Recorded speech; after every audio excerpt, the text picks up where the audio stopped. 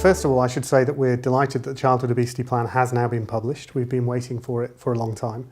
And of course, government's a really important critical actor in tackling obesity, which is a public health crisis. So it's very good that we now have it.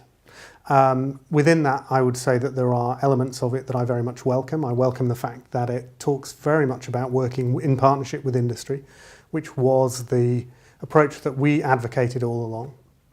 There are also some things in it which I'm not so pleased to see. I'm not so pleased to see the focus only on the role of sugar, one nutrient in the diet, when I think obesity is a whole diet challenge and is a calorie challenge. So I would like to see it broader, although it does talk about potentially making a broader sweep as time moves on, so that would be good. I'm also rather disappointed to see an overall sugar reduction challenge for the industry.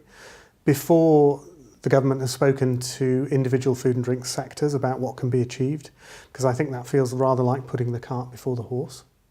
I think it's going to be very tough for industry to meet those sugar reduction challenges in the Childhood Obesity Plan. It's going to be a different story for different sectors. There are 9 different categories called out in the obesity plan for sugar reduction targets. We don't know what the targets yet will be by sector, but we do know the overall reduction by 2020 that's been set. And I'm pleased that there's recognition that there needs to be sectoral targets, because the challenges of reformulating in confectionery are obviously very different from the challenges of reformulating in breakfast cereals or in bread or in other food and drink categories. Sugar plays so many different roles in food. So it can play not only, of course, sweetness, but also colour. It can play a preservative role. It can provide a hygroscopic role in bread making to withdraw moisture.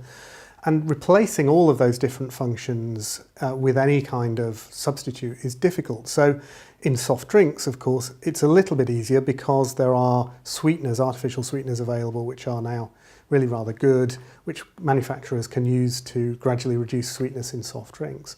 But in many food categories, it's a much more difficult technical challenge. And of course, it has to proceed at the pace at which consumers consent. If they notice the taste of their favourite foods changing, the potential is that they will then stop buying. So it has to be done gradually over time, which is of course the success that's been achieved with salt over the past 15 or more years now, where quite substantial amounts of salt have come out of the national diet gradually over time. And that's something the industry very much supports. A huge amount of work has been going on to reformulate, not only around sugar, but around salt and fat too. If you look on the shelves of the supermarket now, there's almost always a lower sugar, no sugar alternative to the products that people want to buy. And that's in response to consumer demand. Our industry is first and foremost led by consumer taste. And consumers are increasingly thinking about healthy options, thinking about their diet choices, which is a good thing. And manufacturers will, of course, respond to that. Well, I think the Childhood Obesity Plan and the talk about working in partnership with industry is a very important opportunity for the industry. Now that the plan has been published and we can begin to see where government wants to see us making progress, we can work much more collaboratively with them to understand how that progress can happen.